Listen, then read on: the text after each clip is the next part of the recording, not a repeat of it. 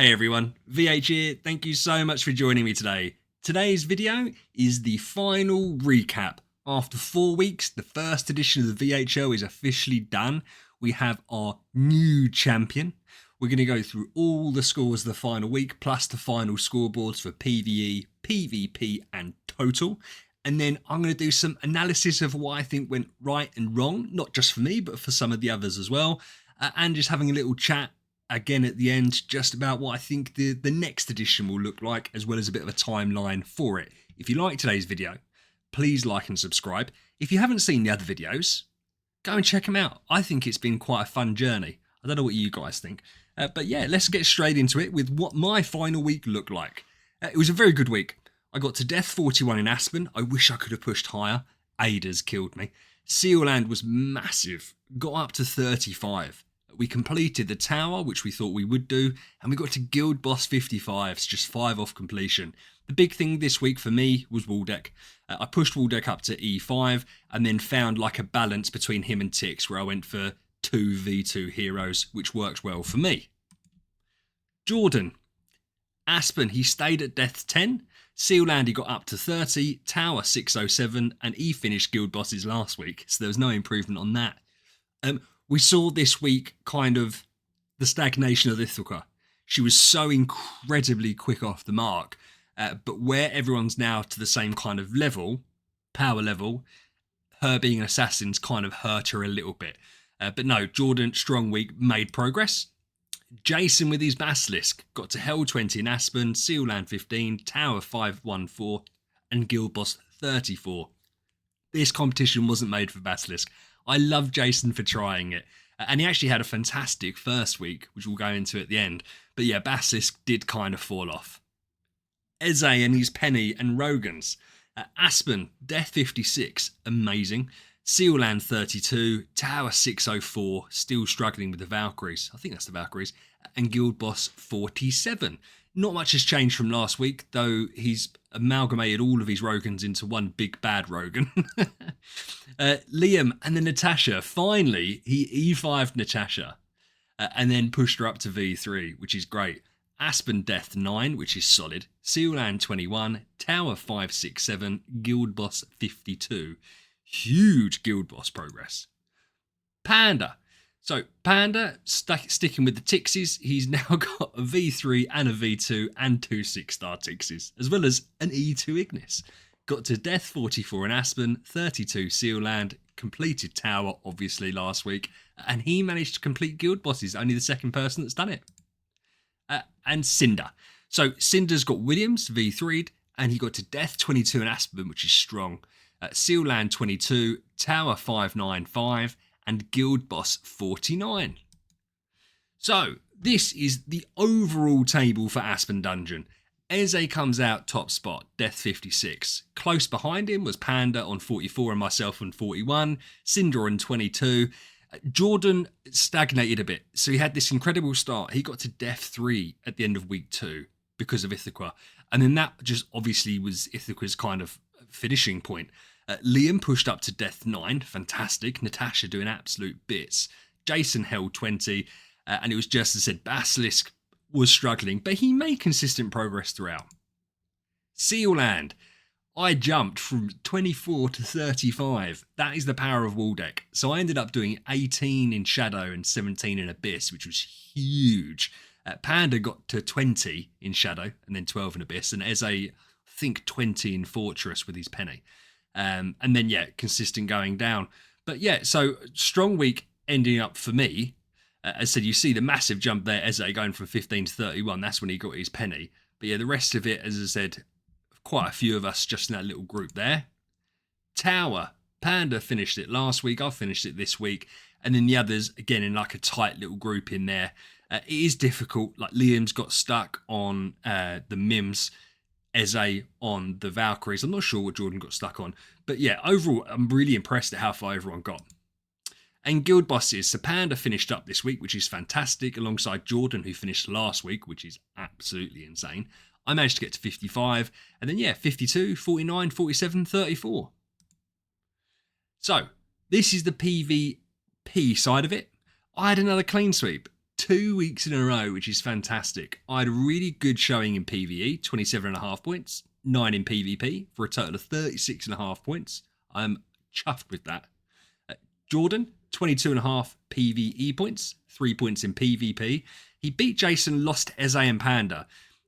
Yeah, we'll talk more about Ithiqua at the end, actually, rather than going too much into detail here. But yeah, Penny's proven to be a bit of a pain, and the ticks, like, ticks are devastating. And when you've got a single target hero like Ithiqua, there is more to her than that. It can get difficult. Jason with Basilisk, 8 points in PvE, and unfortunately didn't get anything in PvP. As I said, Basilisk has just fallen off now.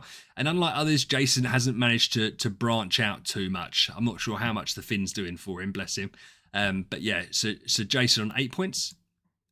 Eze, second week in a row, clean sweeping PvP.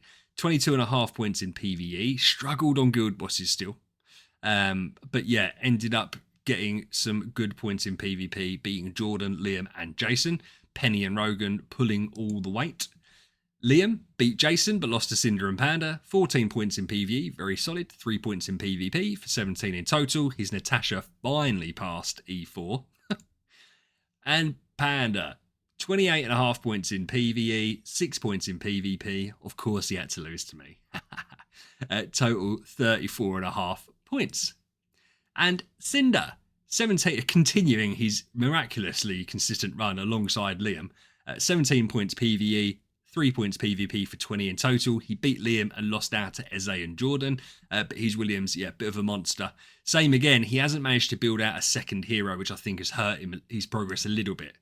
And so this is like the real final standings for PvP. I finished on top spot. It didn't feel like it. I'm not going to lie to you. It didn't feel like it. On 30 points, Panda and Eze on 27, Jordan 24, Cinder 18, Jason 12, and Liam on 3. Liam got stinking luck the first 2 weeks. The third week was his own fault because he was the only person without an E5 hero. And then he picked up 3 points in week 4. But yeah, so overall, as I said, quite solid at the top, and then the middle grouping and Liam just struggling. And PvE, Panda on 111.5, Jordan 103, me 88, Eze 75, Cinder 64, Liam 60.5, Jason 51.5. It's weird how kind of, like Eze, you can see Eze's jump started off really slow and then jumped up. Liam and Cinder just ruthlessly consistent. Panda and Jordan consistent within reason. Panda was just straight up. Jordan started off strong and then paled a little bit. But listen, 22.5 points is still great. And I was consistent and then had a fantastic last week. The power of Waldeck. And obviously the important thing, the total final scores. Panda gets top spot. Panda's won the first edition of the VHL. 138.5 points puts him as top dog.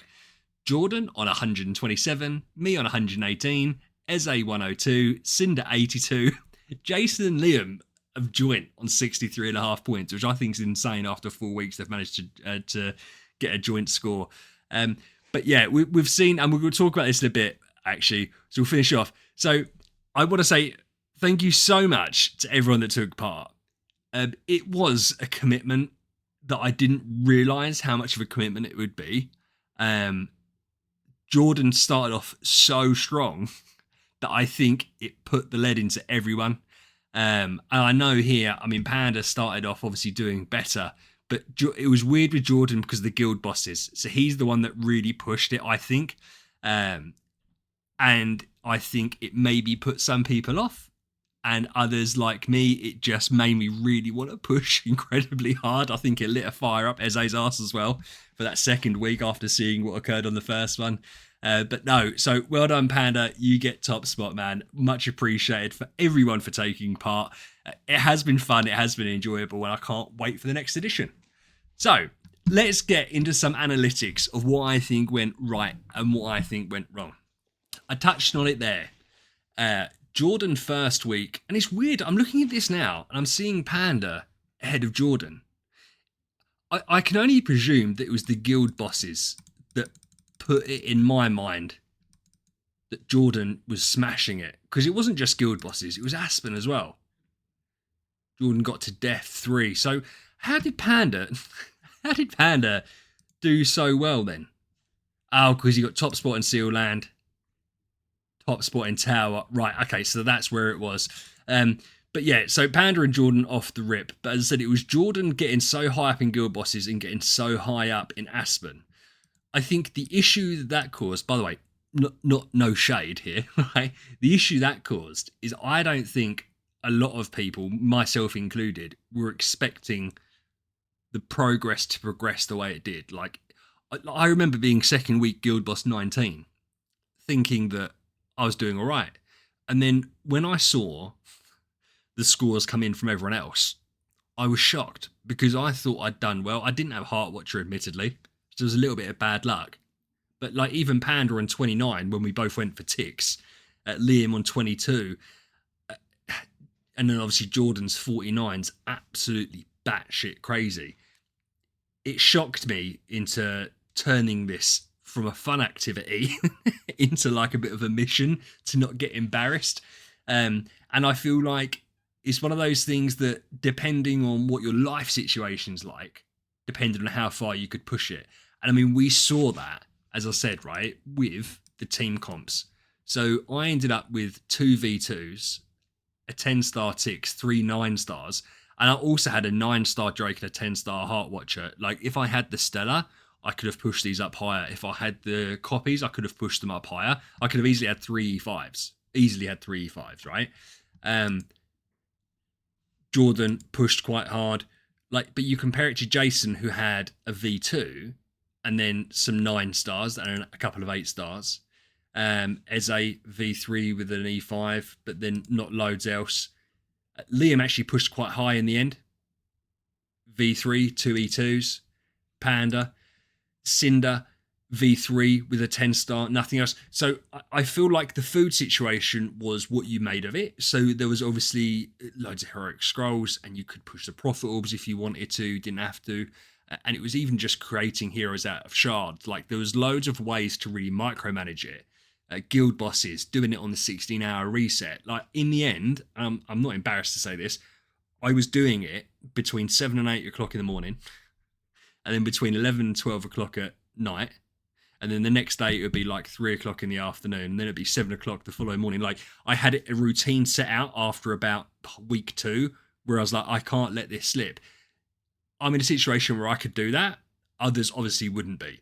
So it was one of them, the way that the competition was set up, where it was weekly progress and weekly scores, it may well have been off-putting for people. So we are definitely changing that next time, because I don't want it to feel like that. Like, I've so enjoyed doing this.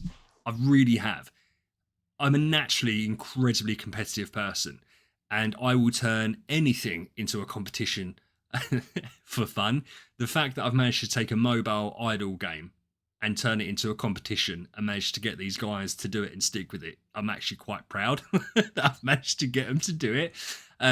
But I feel like if I turn around to all of these guys and said, right, in 2 weeks' time, we're starting it again, doing exactly the same way, I think maybe one person that I can think would actually be prepared to do it, because it has been a grind. And I think when you make something like that a grind, it takes the fun out of it. Obviously, I wouldn't have been able to quit at any point, and there was a couple of people I had conversations with that weren't particularly happy midway through, halfway through the competition, and I said to them, look, you know, there's no hard feelings to drop out. Like, if you don't want to be a part of it, completely understand. And to be fair to both of them, they stayed in.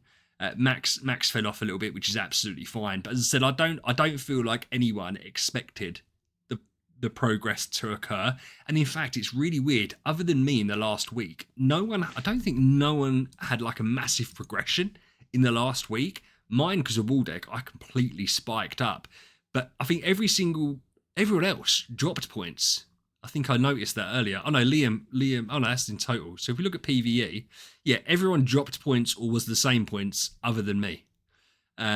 So everyone's kind of progress stagnated. That wasn't their fault. It's just where we're not using Awakens and we're not using the treasure system, and we haven't got to the point where anyone could possibly have a Transcendence hero, that literally stopped, right?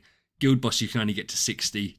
Tower, you can only max it out Aspen Dungeon, there seemed to be almost like a hard cap, and same as Seal Land. Like, there's only so far you can push it. Mine was different because of wall deck. I managed to make a massive jump. No one else did. Everyone else stayed pretty similar. So, yeah, next time it will be done different. There definitely won't be this weekly progress report for two reasons. One, it's an awful lot of work for me, like too much work. It is, so basically, on the Sunday, all the scores come in.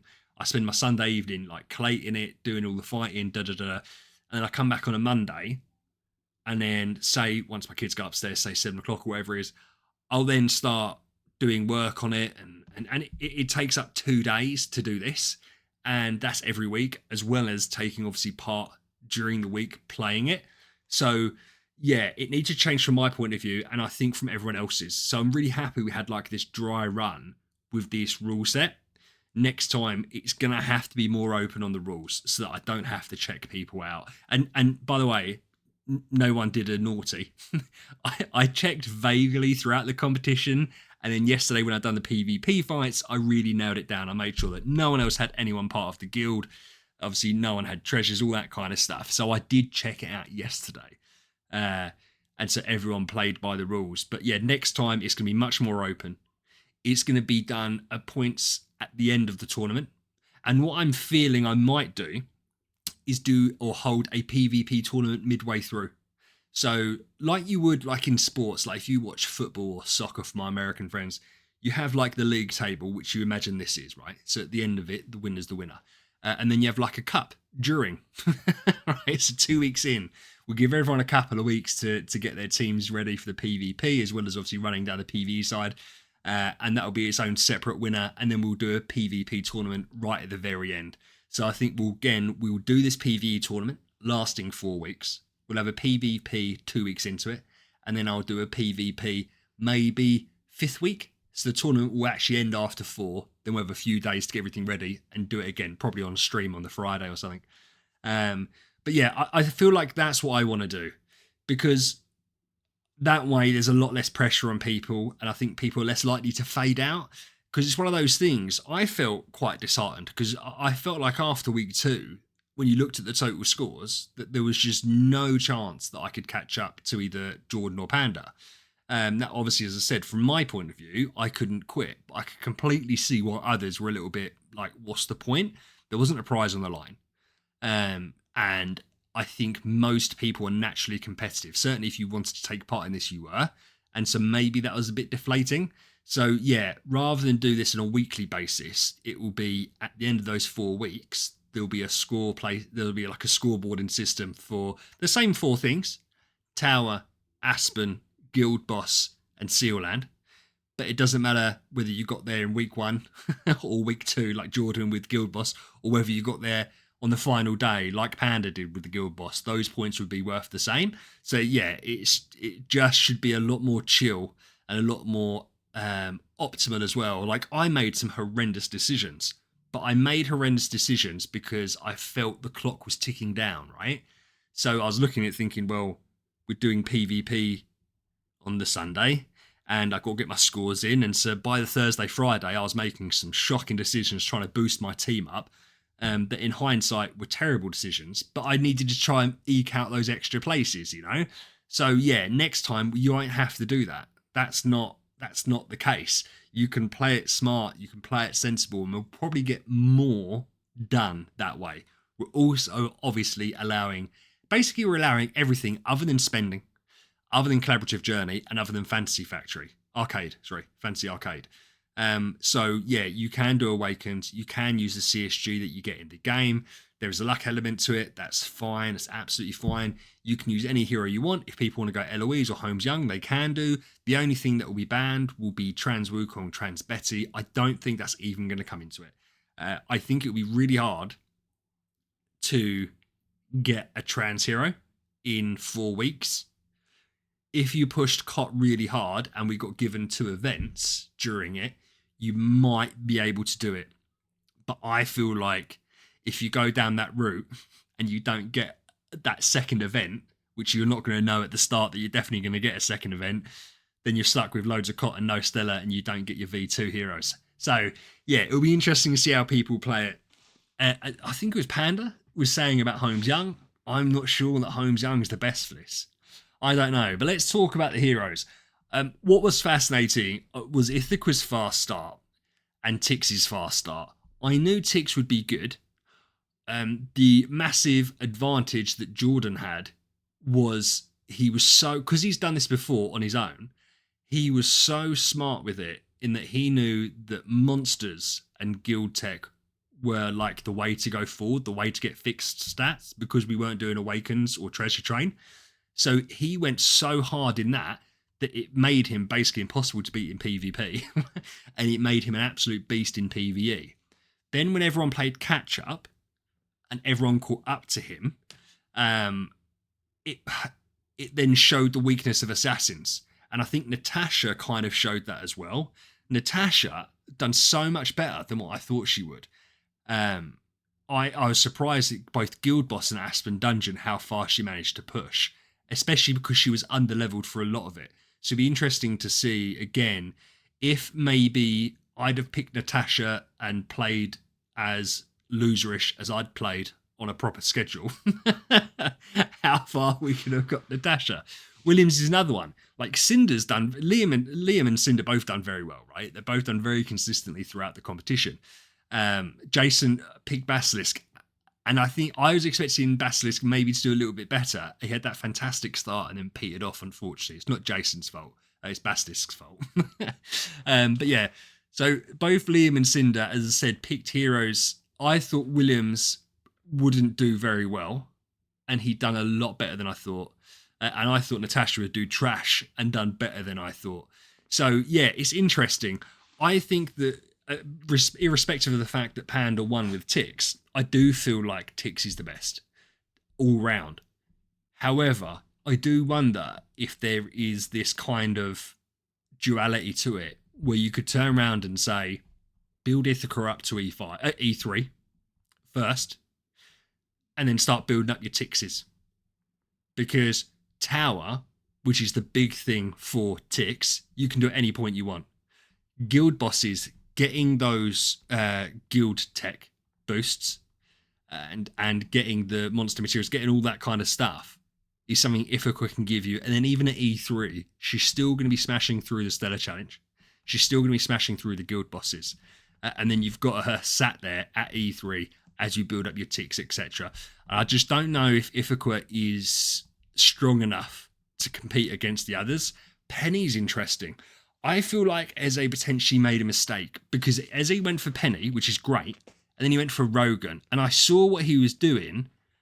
I feel like he picked Rogan as his summon hero, as his prayer hero, because he ended up with a shit ton of Rogans.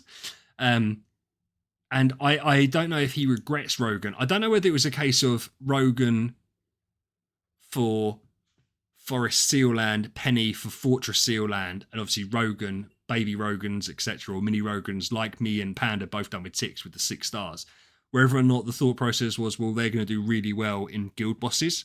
But I don't think it worked for him. But I do like the Penny pick because the Penny was great in PvP. But again, like Ithiqua, when everyone got to the same power level and everyone was the same kind of speed, she struggled and Tix still dominated. So yeah, and then I said, then you bring Holmes, Young, and Eloise into the mix. I don't know about Eloise. I really don't know. I feel like if you go whole hog into Eloise, that you will find yourself, because we can look here at the guild bosses, right? I think that you will find yourself struggling to make up ground. So if you started off Eloise, I mean, look at Jordan with Ithiqua. Guild boss 49 in week 2. Wild. But I feel like if you're Eloise, you're going to be like where me and Jason were. And Eze, 17, 19, 20, that kind of point there. And by that point, you can't then catch up, say where Panda is at 29. No matter who you pick to back up Eloise then, I think you're suffering. So you're going to lose on that side of it. Obviously, she does all right in Tower. She does well in Sealand. Though I'm not sure. Do you know what? I don't know if she does better. I presume she does better than Tix. But Panda got to Sealand 20 with Tix. And completed Tower with Tix. And Tix ends up doing great in guild bosses. And Eloise is fantastic PvP.